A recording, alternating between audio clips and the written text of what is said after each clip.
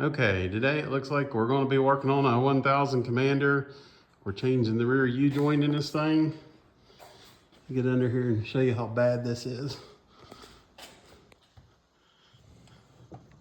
Yeah.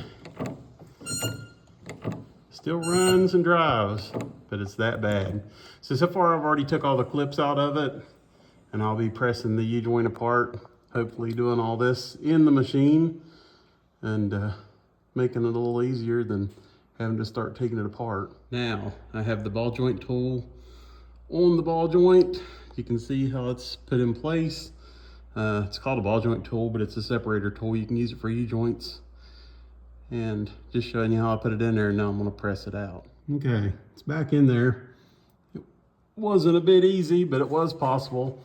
I took you can see I had a problem getting some grease in the fitting, and I'll clean that off. But I took this apart and then pulled the drive shaft apart, put the drive shaft itself in or rather the rear yoke of the drive shaft in the press and pressed it apart.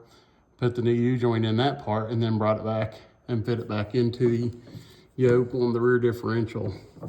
Like I say, wasn't super easy, but it's doable.